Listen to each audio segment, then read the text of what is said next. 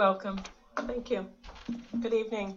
Appreciate the opportunity to come before you. My name's Heather Gates, and I'm the President and CEO of Community Health Resources.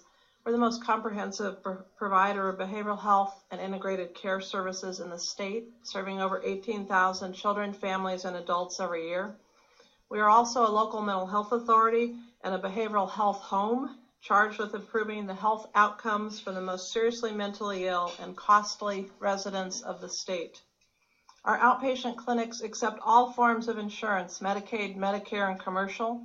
7% are still uninsured, and yes, they do still exist in the state of Connecticut.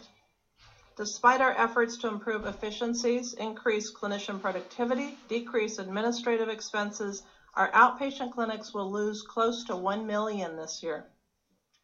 This is largely the result of inadequate Medicaid rates, grant funding reductions, and the challenges of serving the most seriously mentally ill adults as we have responded to the increased demand for service. That's what we're about. This loss is $300,000 more than last year and directly related to the increased Medicaid business. If the budget as proposed is passed, our outpatient services will be cut an additional $2.5 million.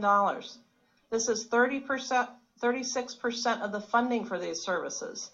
This, added to our existing losses due to the inadequate Medicaid rates, will force us to reduce and close access to our outpatient services.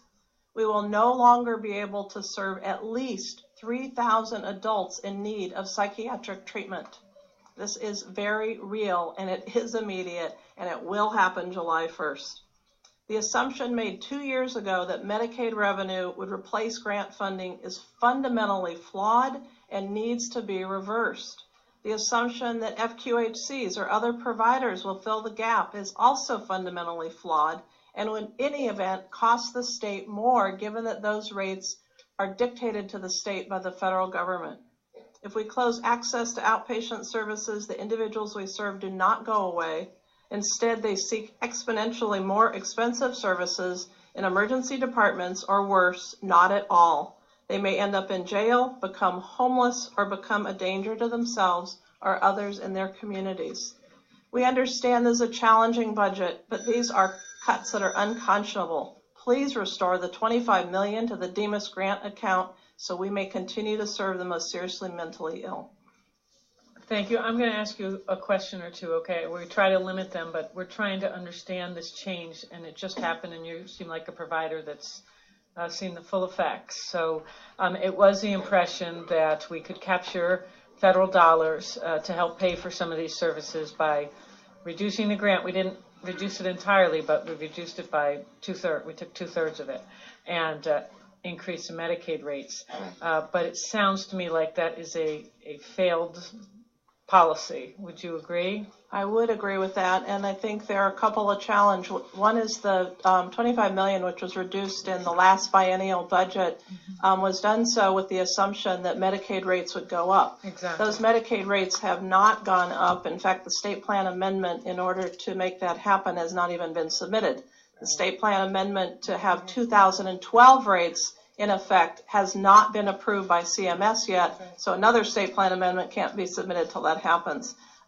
It's questionable whether even once those rates do go up, will they be adequate to cover the cost of services, because we've never seen any evidence on the part of DSS to actually use cost-based data to set rates. So that's one problem. The other issue is that there are still uninsured individuals in the state, and depending on what happens with the group of people proposed to roll into the exchange rather than remain on Medicaid, there will be more uninsured in the state, and the products under the exchange have high deductibles, and then people do not access their care because they can't afford it after paying for the premium, which is already too much.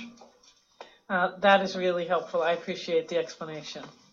Okay. I also have attached to my testimony a grid prepared by our trade association, which shows the money coming out of the DEMAS grant accounts over the last couple of years. Thank you very much. I appreciate your testimony.